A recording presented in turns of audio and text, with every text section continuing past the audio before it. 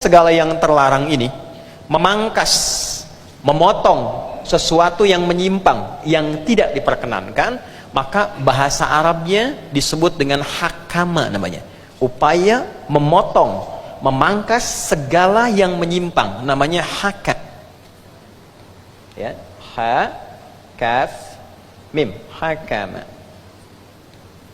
Jika ini melekat kepada pelakunya, orang yang berupaya memangkas segala hal yang menyimpang dari ketentuan yang terhormat, maka melekat pada dirinya sifat itu berubah namanya dari kata kerja, verb, fi'il, menjadi kata benda, isim, namanya hakim. Hakim. Jika itu dilekatkan menjadi bentuk profesi dalam keseharian terbawa, ya, pekerjaannya, profesinya, berupaya untuk memangkas segala hal yang menyimpang dan meruntuhkan kehormatan, dipangkas itu sehingga tegak nilai-nilai yang baik dan penuh dengan kehormatan, maka berubah namanya, dipangkas di depannya alifnya, dipindahkan menjadi ya sebelum huruf akhirnya, menjadi hakim namanya.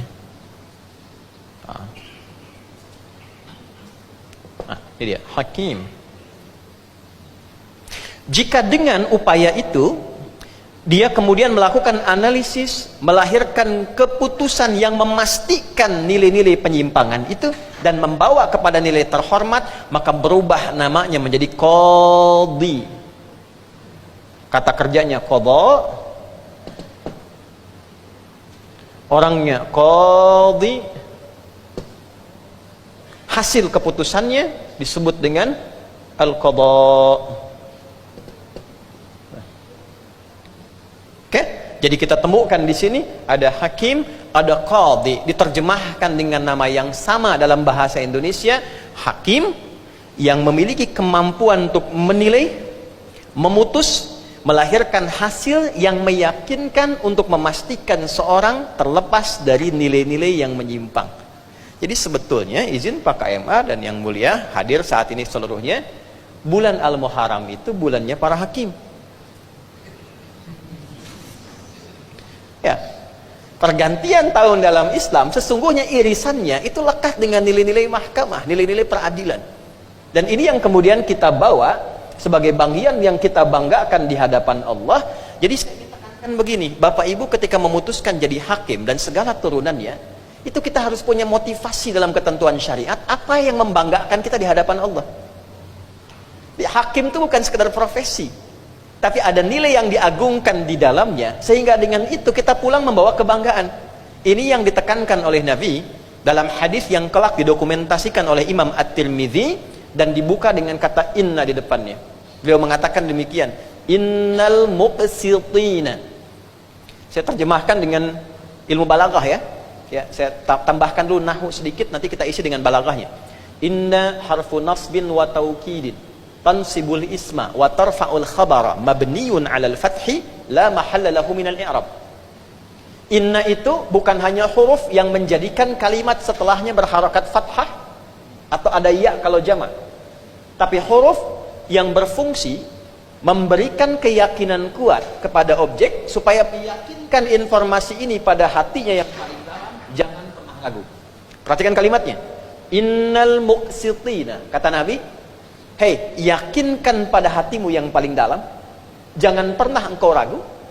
Orang-orang yang berprofesi menampilkan keadilan secara sempurna sehingga tegak keadilan itu, indallahi, diapresiasi oleh Allah di hari kiamat kelak, melewati hisab dengan cepat seakan-akan gak ada hisab bagi dirinya, langsung lewat, indallahi, diberikan tempat di sisi arsy Allah.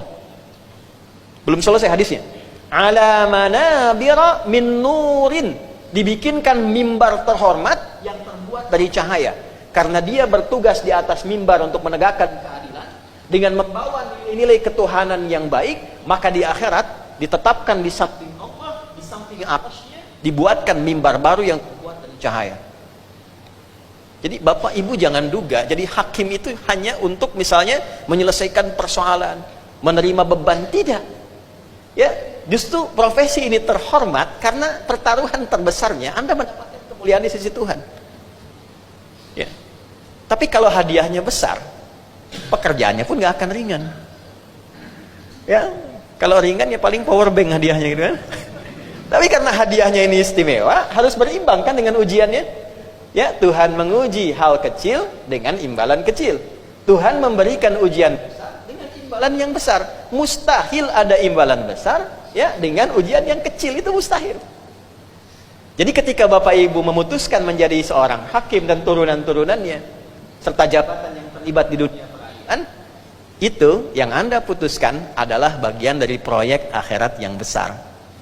Jadi kalau bagi orang Islam, masuk ke mahkamah itu proyek akhirat, Pak, bukan proyek dunia.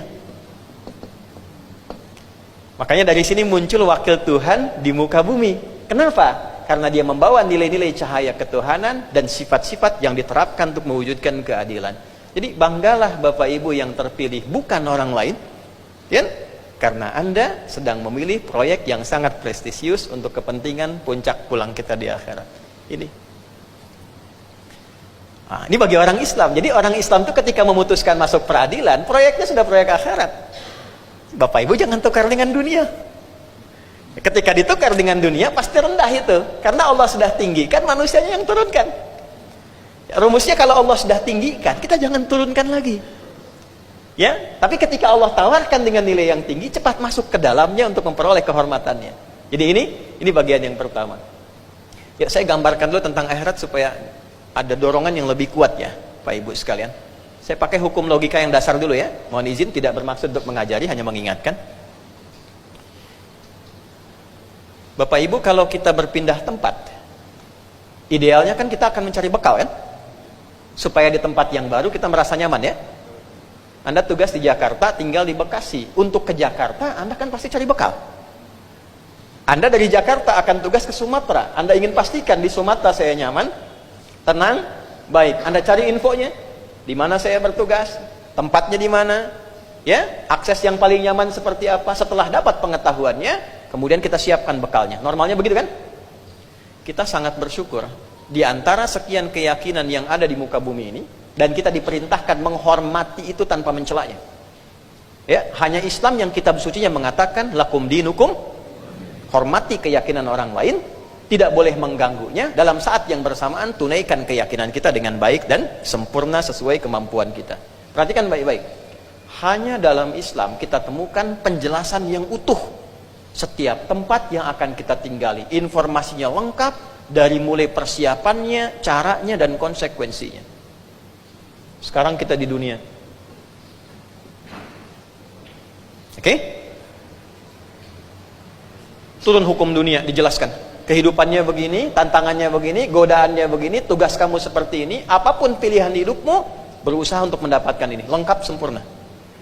Setelah di dunia kemana? Kubur kan? Waiting room ya? Kubur. Bapak Ibu silahkan cari, ada nggak satu kitab suci yang menerangkan kepada kita bagaimana cara meninggalkan dunia dengan tenang? Seperti apa prosesnya? Diantarkannya kemana? Quran menjelaskan dari mulai cara meninggalnya, turun ayat. Dari mulai setelah meninggal apa yang dikerjakan, penghormatannya bagaimana, cara memandikan, cara menyolatkan, sebelumnya dikafani, diantarkan. Dan kehidupan di alam kubur pun dijelaskan informasinya. Supaya kita siap-siap. Nanti kalau pindah ke sini, kita sudah punya gambaran seperti apa yang kita siapkan tempat di kubur.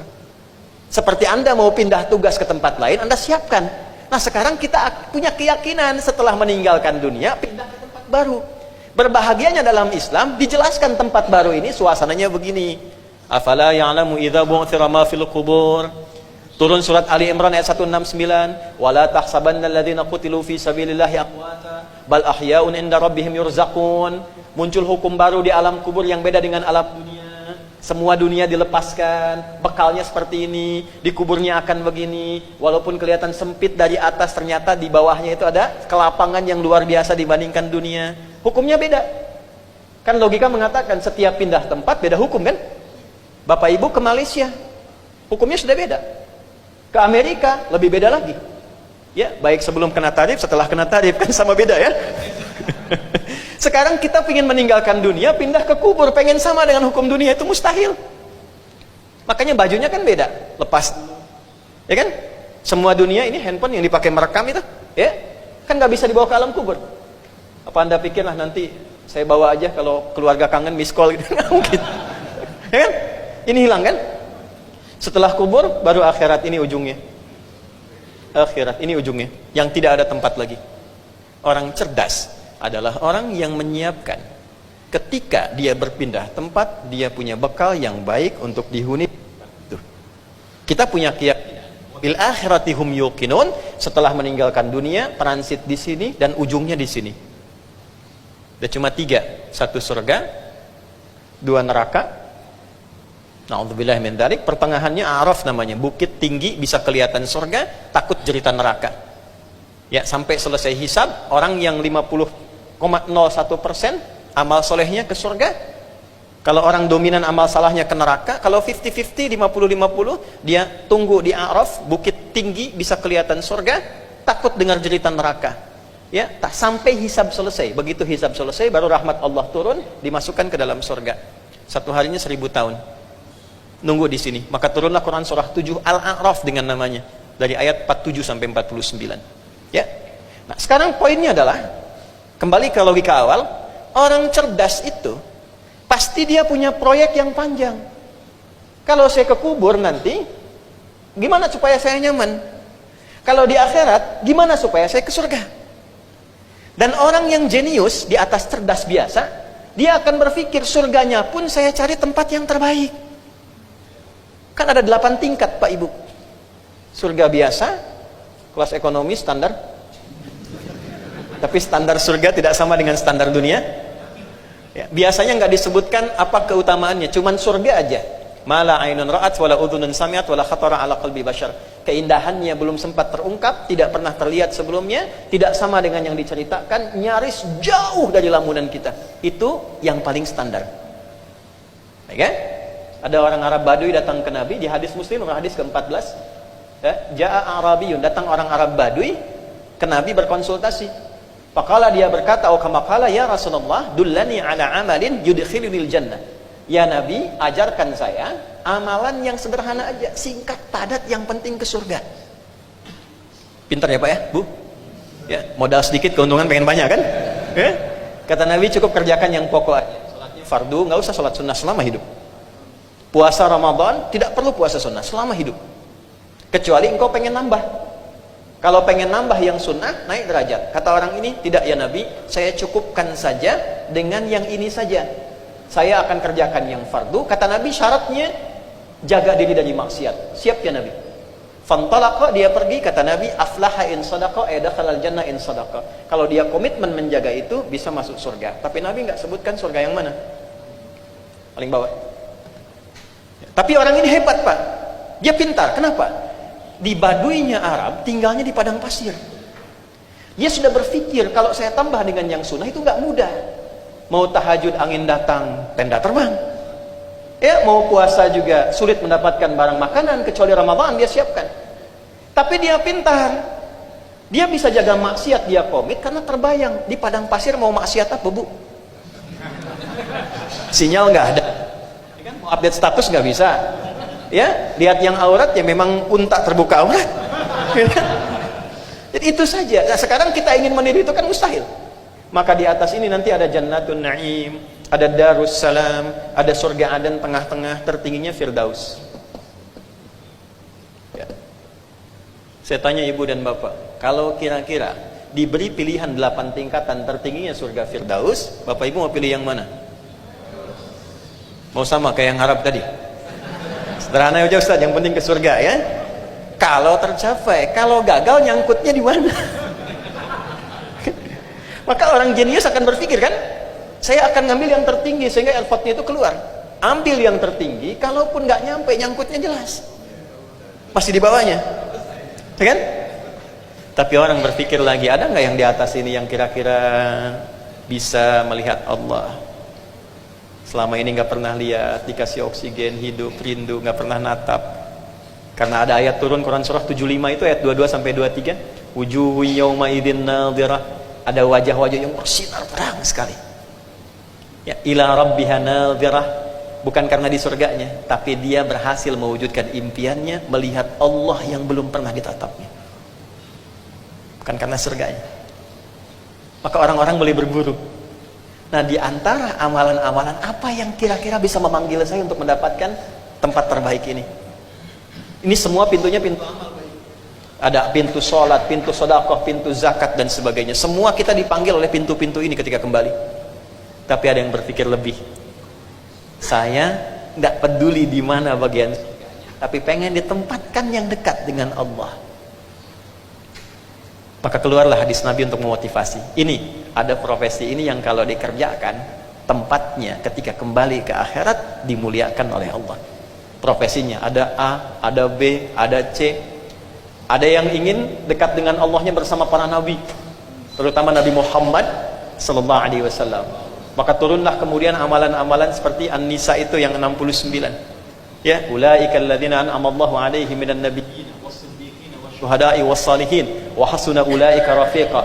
Ada orang-orang yang dia menjalani kehidupannya memilih profesi tertentu, ketika di akhirat nggak tanggung, dikumpulkan sekomplek dengan semua nabi yang pernah bertugas di bumi. Satu komplek, di komplek para nabi, Pak. Tetangganya sama siapa? Saya Kiai A. Masyaallah. Kamu Kiai B. Bapak tetangga sama siapa? Saya mah biasa aja. Samping kanan saya Nabi Ibrahim. Kiri saya Nabi Isa. Masya Allah. Depan saya Kanjeng Nabi Muhammad SAW. Dan disinari oleh cahaya arsy-Nya Allah Subhanahu Wa Taala. Nah, di antara profesi mulia yang mengantarkan Anda punya kedudukan tinggi melebihi standar-standar ini yang biasa adalah profesi yang sekarang Anda pilih di dunia peradilan. Karena kalimat nabinya, innal muqsitina, tanamkan pada hatimu yang paling dalam. Orang-orang yang terlibat untuk menegakkan keadilan sehingga tampil secara sempurna dan terhormat, perhatikan kalimatnya, indallahi, diberikan apresiasi di sisi Allah, ala manabira, dibuatkan mimbar-mimbar min nurin yang terbuat dari cahaya. Walaula fadlullahi wa rahmatuh, dan kalaulah bukan karena keutamaan yang Allah berikan dan kasih sayangnya, wa annallaha tawwabun hakim. Cahaya surah 24 ayat 10. Dan sungguh tanamkan pada hatimu yang paling dalam, memang tidak ada yang sempurna dalam menjalankan profesi itu. Tapi ketika dia ingin memperbaiki diri untuk kembali menjadi baik, hakim dan bijak dalam menetapkan dan menjalankan aktivitasnya, itulah yang Allah tempatkan dalam sisi yang terbaik. Jadi jangan dibayangkan bahwa orang-orang dengan profesi ini akan baik semua, belum tentu. Sepanjang manusia pasti akan ada kekurangan. Tapi untuk mengembalikan yang kurang menjadi baik, muncullah apa yang disebut dengan hijrah tadi. Nah, makanya ngajinya kita kembalikan ke kitab. Kalau pakai media sosial, tasrifnya geser. Ya, kita ngaji dulu masih hakama yahkumu, gitu kan? Hukman fahuwa hakimin wa dzaka mahkum. Nah, sekarang ngaji digital sudah beda. Ya, taba ya tubuh YouTuban, tak-taka ya taktiku TikTokan, gitu kan? Instagrama, ya Instagrimu Instagraman, ya. Nah, makanya kita balik ke sini sekarang. Masih ada waktu? Masih ya? Nah, ya 15 menit saya mulai. Nah, terusan berikutnya adalah, jika saya telah memilih ini untuk investasi akhirat saya. Ingat, kalau kita pilih akhirat, dunia ikut, Pak. Yakinkan itu, Bu, ya. Kalau kita memilih akhirat, dunia pasti ikut. Ketika Anda memilih dominan dunia, akhirat tidak terlaik. Ya. Ayatnya di Quran surah kedua, ayat 200 sampai 201.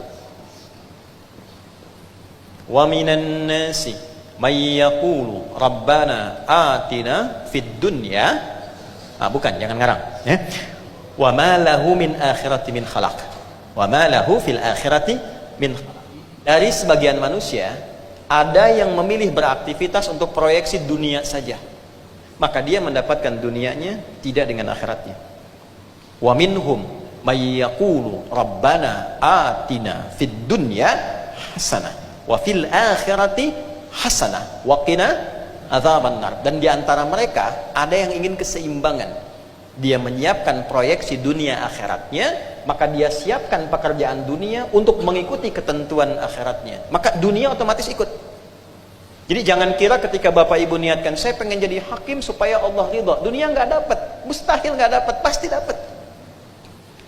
Saya memilih jadi ustadz, apa kehilangan dunia? Tidak. Tapi kita tidak membawa keustadan kita untuk memenuhi dunia, tidak. Ya, bawa nilai ini kepada nilai-nilai akhirat. Dunia ikut dengan sendirinya, bahkan orang kita kecil. Jadi apa saya katakan? Dijadikan kecil. Ya, ini dari kepala sampai ujung kaki. Saya nggak beli, Pak. Allah kasih. Ini dikasih. Hadiah. Kacamata hadiah. Pakaiannya hadiah. Sampai ujung kaki. Sampai kaos kaki, sepatu. Kendaraan yang dibawa dalam hadiah itu saking kagetnya mic-nya berubah ke suaranya. Nah, jadi dunia pasti ikut. Jadi jangan tanamkan pada diri Bapak Ibu ketika sudah Allah tinggikan menjadi hakim, terus Anda geser orientasinya ke dunia, itu merendahkan apa yang Tuhan sudah tinggikan. Ya. Nah, ini dulu motivasi awalnya. Allah sudah tinggikan derajat kita, maka jangan diturunkan dengan nilai-nilai duniawi yang tidak sementara. Tidak seberapa. Dan pada akhirnya kita tinggalkan. Nah, untuk menguatkan itu bukan sekedar motivasi, tapi menjadi lentera yang membimbing kita, maka diturunkanlah panduan dalam Al-Quran. Kalau engkau memilih profesi hakim ini, yang engkau hadapi seperti ini, karakternya akan begini, tantangannya akan begini.